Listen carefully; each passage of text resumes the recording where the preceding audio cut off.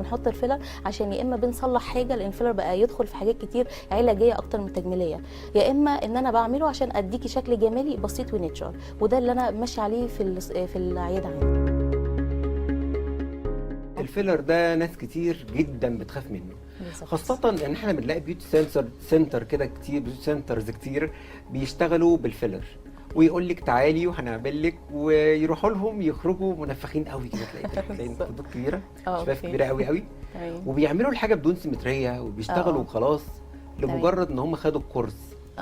ايه الفرق ان اروح اعمل بقى، او حد يروح يعمل فيلر في المكان ده، وانه يعمل عند متخصص زي حضرتك دكتوره الجلديه فعلا يعني؟ هو الفيلر لازم يكون بتكنيك معين وبدوزس معينه وليه كونسستنسي معينه، لازم كل منطقه بيتحقن فيها الفيلر تكون بدرجه معينه، يعني لو هحقن في الشفايف لازم يكون الفيلر درجه خفيفه، لو هحقن تحت العين اخف شويه من الشفايف، لو هحقن التشيكس او احدد التكساس لازم يكون النوع ده تقيل.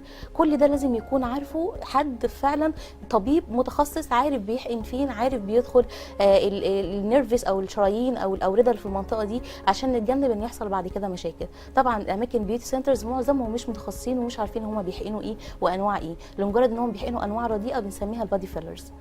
لا هو بيتقال عليهم متخصصين لما بياخدوا كورس بالظبط، بس ما بيكونوش دكاتره جلديه. لا طبعا، وده اللي موجود كتير مع حضرتك طبعا، بقى. ده الموضوع ده انتشر طبعا، احنا عارفين كده. واضراره ايه يا دكتور ده بقى؟ طبعا الموضوع وقتها لو هو بادي فيلر الديزولف، لما نيجي ندوب الماده نفسها الموضوع بيبقى صعب قوي، لان احنا مش عارفين ايه الماده اللي محقونه.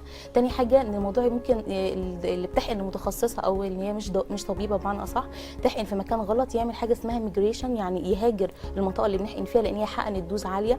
العضله نفسها اللي بنلاقي فيها مثلا حته بق البطه ورم كده بنسميه بوز البطه فاضيه خالص كده. فطبعا الموضوع ممكن يوصل معانا نيكروزس، والحته اللي نحقن فيها الفيلر لا قدر الله توصل ان هي تموت وتحصل معانا مشاكل كبيره يعني. وسمعنا الفتره اللي فاتت المشاكل والاضرار اللي حصلت، وبتوصل لحالات لا قدر الله وفاه يعني. طبعا